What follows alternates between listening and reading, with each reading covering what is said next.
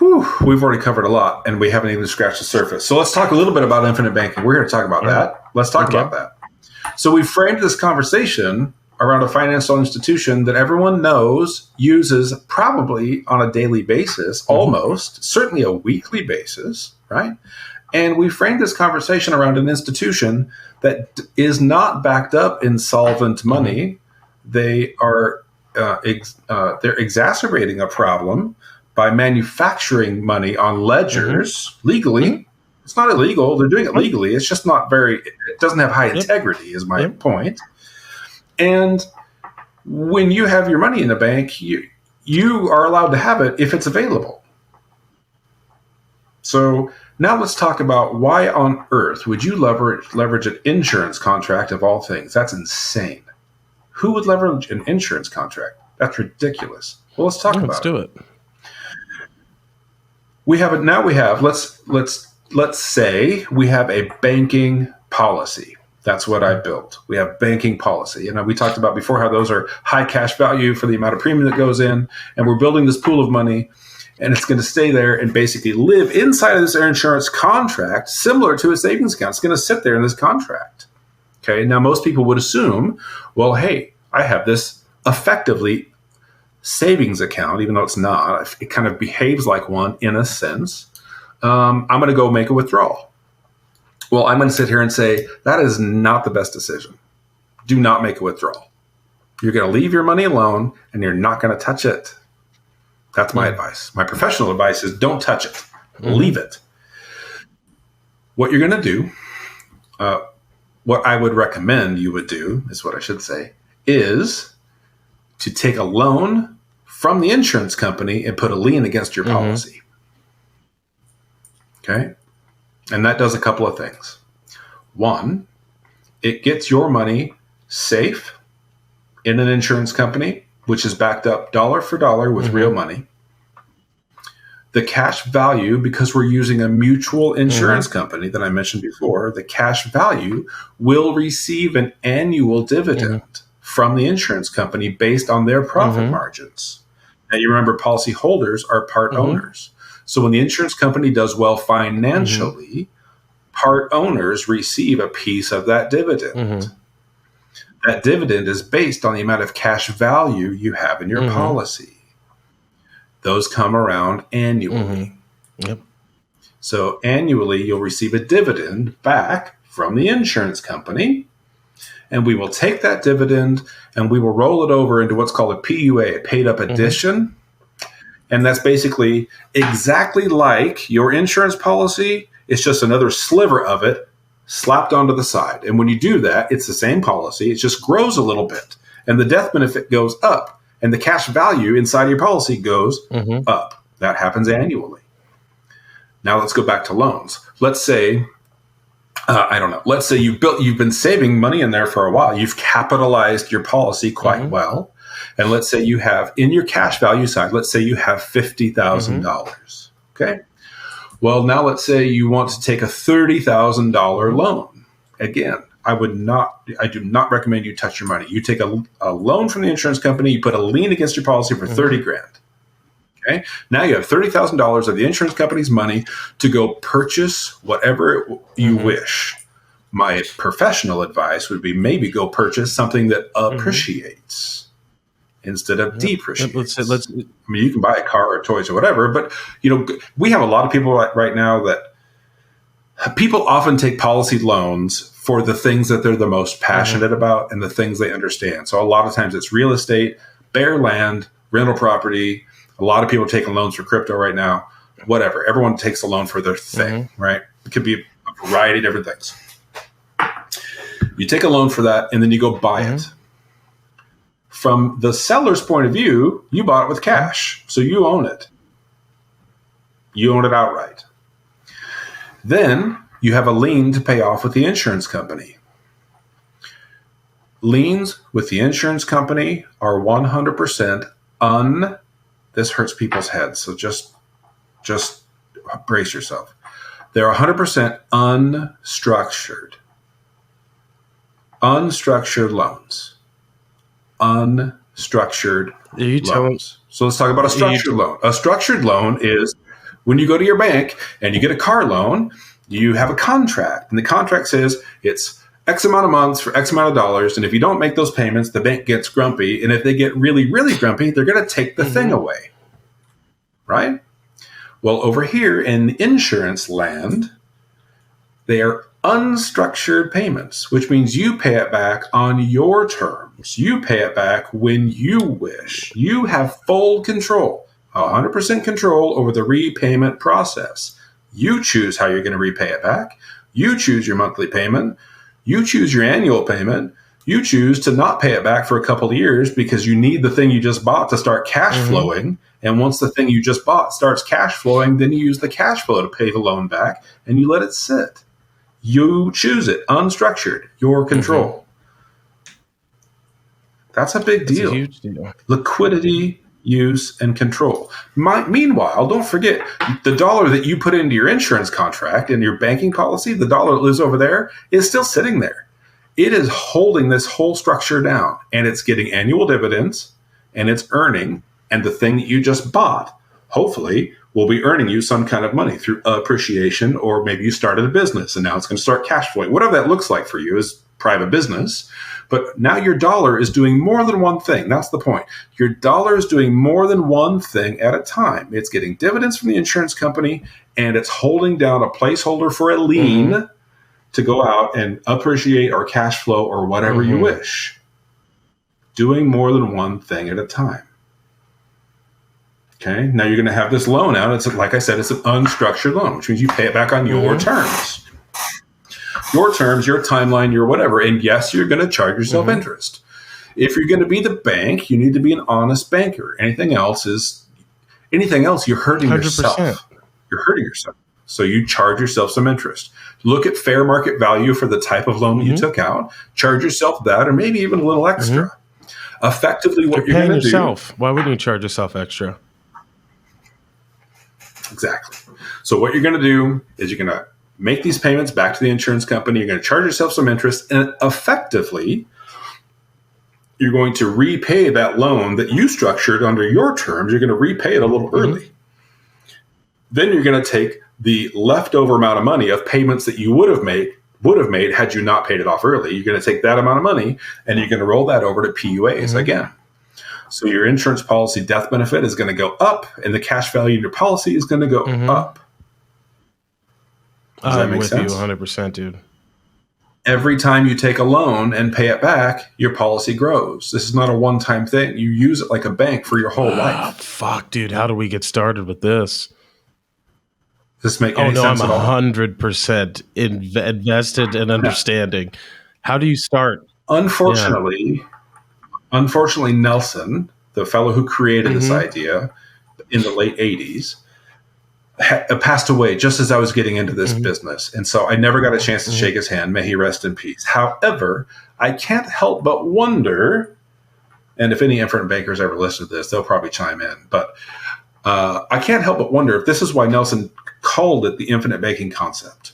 Because on one hand, you have a circle over here with annual dividends coming back in a circle. And on the other hand, you have a circle right next to it with banking functions. You take a loan, you repay it. You take a loan or you repay it. And both of them cause your policy to grow. Effectively, you could draw a pretty nice little infinity symbol with that. I don't know if that's what he was thinking, but in my head, that's what I see. That's the vision I see when this is working really well. You have this insurance contract as an asset for living benefits. We believe that living benefits are more important than a death benefit. Yeah. We also believe a death benefit is very important. But using it while you're alive and still here on earth to do that maybe is more important. We believe that it's a little more important. So we build these for living benefits. And not to mention, you could take out an insurance policy if you were super concerned about your death penalty for your family. You could do that as well on the side, right? Yeah. So you could have that piece covered, plus you could have even more of a piece covered with the infinite banking system. I'm with you. Yep. So the idea with infinite banking is, here's my original premise. The idea with infinite banking is that it's a cash flow concept. It's a cash flow concept about you taking control over the cash flow in your life and you becoming the banker in your own life, not only to have the control of that money, right, and how it flows through your life, but also to have the control over unstructured repayments. You pay it back on your terms, and to have the control over growing your policies, death benefit, the cash value inside of it. It puts you in the driver's seat financially because you end up controlling everything yourself. Yeah. Wow. Wow. So what happens if you've been using the infinite banking system for 30 years, you're 67, how big of a policy can I get? Could I start off with like $250,000, 200,000 in the living part of infinite banking and 50,000 in the death benefit portion? Like how do you structure these, and what is it? What is the startup cost to begin this? That's a good question. So here's kind of what this looks like. We are still dealing in the realm of insurance, right? And so what that looks like is it depends on age and health and, family background and genetics and all this other stuff as to where an underwriter might place you for amount of premium being charged to purchase a certain type of death benefit. The illustrations that we write them for banking. What the insurance company is going to look at is, are you insurable for the amount of money that we wrote in our illustrations? And we base that on what a client wishes to see, what they wish to be putting in. Does that make sense? So we work with a client and they tell us, look, we can afford this and we can afford that. And I will build a policy with a target dollar amount at what they said they can afford.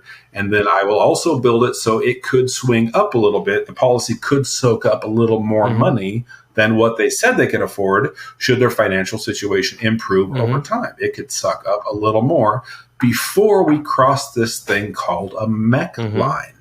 What is a MEC line? Do you feel like you're ready for another story? Ready. Okay, here's the deal with the MEC line. In the late 70s, 80s, there was another financial crisis, market correction, and interest rates were through the roof. And you guys are young, but I remember it wasn't me, but I remember family members getting getting mortgages, and they were really happy that their interest rate was 13% because their neighbor got a 15% like the week before. They were ecstatic at 13. And it was it was a huge problem. And so the government's sitting over here saying, well, we need to prop the stock market up. We need to get this thing going again. And obviously it was quickly pointed out that the government's not allowed to invest in the stock market. That's illegal. And so then they're like, well, wait a minute. How can we get money in the stock market? So they thought, and which is a nice way of saying the word scheme, but I'm just going to say thought. Yeah. And they thought, and they said, bingo, we've got it. We have an idea. Let's incentivize an employer to have an employee put some of their money in the stock market through this thing called a qualified plan. Now, we're all familiar with qualified plans. Those are your 401ks and your 403bs and your 40. Pick a letter and pick a number based on the type of job that you do, right? All those qualified plans, those are all government partnerships. They are a government idea. And the idea was, we're going to invest our personal money from our paycheck. We're going to do it into the stock market. We're going to do it for 20, 30, 40 years, depending on how long we work. And that money is going to help prop up the stock market. And it did. But here's the problem. Boy, that's a loaded statement. Here's one of the problems. That's what I should have said. Here's one of the problems. Prior to that, we had a society that not always, but very commonly said, I'm going to work for 30 years for the same company. I'm going to get a gold watch, and I'm going to have a company pension, and then I'm going to retire. on that company pension. We'll come back to that in a minute. Now we're moving over in the 80s, we're moving over to qualified plans. It's all the rage. And they're going to be managed by a third-party manager. Well, who cares? We should care. We should care a lot about that. The risk, all the risk of an individual's retirement is now put on the employee. I'm responsible to make sure that my money is getting managed. I'm responsible for what's going on, even though I probably, not always, but probably don't have any formal training in that or how to manage or to do anything like it. It's still my job to make sure that it's going to be okay. And I'm going to hire a third-party person to manage it for me. But those guys are going to charge management fees and point drag and all kinds of stuff. It's very expensive. But the consumer doesn't really know any different. They just say, my employer is going to match my money, so I'm going to take their free money. So let's say an employee puts in 3%, an employer does a match, and all that money goes into the stock market in these 401ks or other qualified plan until retirement. Well, what just happened? They didn't invest their own money only. Yeah. Whose money did they invest? Invested the companies as well. And? I got the company, the person, and then you have the only other party that was listed was the person that was operating it. The financial advisor. And the government. Where did the government come from? I'm lost there. The government came in because all this money went to your qualified plan pre-tax. Oh fuck! Okay. Gotcha. Yes, and they're gonna come for their. They're gonna come from there. They're gonna come for theirs when you retire. You're right, with you. So all that money goes into qualified plans pre-tax, and it sits there forever and ever, being used by all kinds of people for their profit while it sits there, and you'll get some gains, and then you get to retire, and you take an income, and that's when you pay tax. Now, let's just, from a common sense perspective, would you rather pay tax on the seed, or would you rather pay tax on the harvest? Would you rather pay tax on a bucket of seeds, or would you rather pay tax on 20 truckloads of corn? Yes, I will counter that, though. You can set your retirement up to where it gets taxed going in, which is what I do, because I would much rather than being taxed at a lower rate when, let's say, that your investment appreciates to a few $1 million, and you're gonna have a giant tax bill. So if you're listening, please set up your 401ks or whatever for this reason. Continue. So, yeah. For sure. That's 100% true. But a lot of people don't. They don't know that. They don't know that. Yeah. Correct. A lot of people don't. And even if you are putting it in it's still a qualified plan, even if you've paid taxes on it, which means you can't touch it. You can't take a loan against it. If you do, it's very expensive. You got to take it out. You can only withdraw a certain amount of money, right? You can only withdraw like $10,000 you could borrow against it. It's not ideal. It's not liquid. So I'm with you. No. So that's what happened. Now, during this time, an insurance company took out a full-page ad in the New York Times, and they said, if you want to, I can't quote it, but closely paraphrased, if you want to have tax-free retirement, and you want to have tax-free income and tax-free this, and invest your money tax-free, and beat the IRS and tax-free this and whatever, call us. And then the IRS is sitting over here being like, wait, what? You can't use the word tax-free that many times. Like, that's not cool. So they rang up the insurance company and they said, tell us more about your advertisement. And they said, well, you can leverage your money and put it in a whole life insurance contract. And that was back in the day. There was not a lot of rules. So literally, you could strike a check for $1 million. You could do what we call a one-pay policy, which is $1 million policy paid up in full on day one. And then you can have all of that money liquid to take a loan against and still get dividends on it for the rest of your life on day two. The government's like, wait a minute, we're not getting a piece of that. We can't. That's too much prosperity. We have to have a piece of that. I like your disdain for the government, sir. I tell you, the scariest words on the English language were from the government. We're here to help. Oh my dude, you and I just became good friends, right? With that statement there. Those are the scariest words in the English language. We have this. We're going to take care of you. We're going to make sure you're safe. And they're the only people on the planet that have a monopoly on violence, dude. Right. And then they are also some of the only people who create a problem and then come in behind the problem with a solution to the problem they created and then call themselves They get fucking rich off of all these. Like you look at Nancy Pelosi, everyone in the Congress and stuff is worth hundreds of millions of dollars, and they get all these backdoor deals. They're paid $500,000 to go speak when their careers are over. Hey, I'm not hating. I'd do the same shit if I was in the government. Like I'd be corrupt as fuck. Sure. I'm not gonna lie to you guys. I've told you guys this multiple times on the podcast. Don't ever vote for me. Don't ever vote for me. I'll be a dictator. I'll be a benevolent dictator. It'd be awful. The only difference you might have is that you're transparent about it, and that gains some respect. Tell you. Yes. So we have this situation where the IRS is like, wait a minute, like that's too much prosperity. So now we're going to have rules. Okay, so now there's this thing called a MEC line, and the MEC line is this line that if you drive in too much money too quickly, it doesn't say you can't drive in a lot.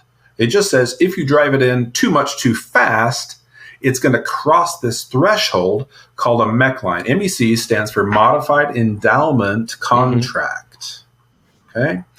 If we feed it too much money too fast, means we don't keep certain parameters in balance, it becomes what we like to say MEC'd out. It MECs out. It crosses this MEC line. Once it crosses the MEC line, it can never come back. It gets slapped and punished with this pretty significant set of rules. And it is now a MEC'd out policy. It's done. It's still usable, but it's not nearly as functional or have as many great living benefits, or you don't have as much control. They did this to ensure that people weren't stashing their money away from the government, so that they wanted to get taxed. Okay, Correct. So this makes sense. I'm with you. Correct. Right? So guess which set of rules they put on your insurance contract if it were to cross the MEC line? It's now taxable.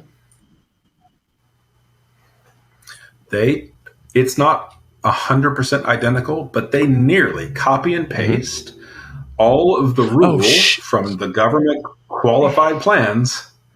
All of the government qualified plans, all your 401ks and all those rules. It's no longer liquid anymore, essentially. Okay. Yeah. They take all those rules and are like, we got to put these rules on your insurance policy because it MEC'd out. So this goes back to your question in saying, how much money can I put in and what does that look like? We can put in a lot of money. There's nothing wrong with writing big insurance policies. We just can only drive in so much money so fast. We can also put in what we call front-loaded money. The government allows us to do front-loaded money, and it depends a lot on, again, underwriting and age and whatever. We can only front-load so much. But in some cases, we can front-load up to 9 or 10 times the first year's premium. So, so if you're doing, just for math, if you're doing $1,000 a month, that's $12,000 a year. If in certain cases, we might be able to front-load that by $120,000 or, 110, 100 grand. We could do a front load. And that obviously speeds up the compounding a ton because you're starting out of the gate with a large